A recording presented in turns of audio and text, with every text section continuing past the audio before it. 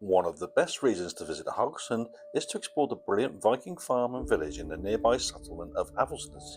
This trip is both fun and educational, and most visiting cruise ships lay on excursions to this attraction. Getting to the Viking Village is about a 20-minute coach ride from the cruise port, through the city and across the Karmenstadt Strait and onto the island of Karmoy. Coaches park up outside the beautiful St Olavs Church, and this church is really worth your time to explore and experience, and we'll come back here later in this video.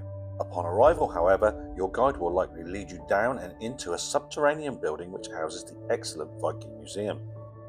The museum not only contains archaeological finds relating to Viking life, but also provides a fascinating history of the people that are often mistakenly referred to as Vikings. The local people of this area carved out a harsh and brutal existence, and the museum brings this reality to life. But of course, the museum also tells the story of the legendary King Harald Fair Hair, and how he unified the peoples of this area to form Norway, named after the passageway for ships between the island of Karmoy and the mainland, known as the Way North or the North Way. King Harald established his royal seat here, and the remains of his palace, and that used by later kings of Norway, can still be seen outside St Olavs Church. Eric Bloodaxe, Olaf Tryggvason and St Olaf himself all ruled Norway from here. It's about a 10-minute walk from the museum to the Viking Farm and village. It's located on a small forested island. The farm is open during the summer months and is a brilliant example of experimental archaeology. The reconstructed buildings include a Viking longhouse and a boat shed, and reenactors help bring the stories of local peoples to life. The buildings are simply wonderful to explore, and it is a gorgeous spot.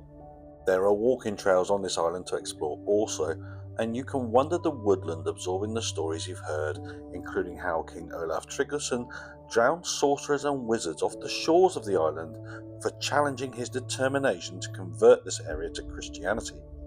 And in this vein, do ensure you leave enough time to learn about St Olaf and visit the fabulous church close to the car park. This beautiful church with its elegant stone bell tower dates from 1250, when it was connected to the fortified royal palace, whose ruins you can see immediately outside. Still a working church, this church was built on a former pagan site which featured 5 large menhirs or standing stones. Only one of these stones remains and is immediately north of the church. Known as Mary's Needle, local legend states that should the stone ever touch the walls of the church, then the world will end. Standing at 7.2 meters tall, this standing stone was once even higher, and over the years local priests have chipped away at the stone's tip to prevent the prophecy from coming true. Some say this still happens, and the top of the stone is now less than 10 centimeters from the church wall. It is a beautiful building, and we were lucky enough for one of the local reenactors to demonstrate its beautiful acoustics by singing a local song. Just gorgeous.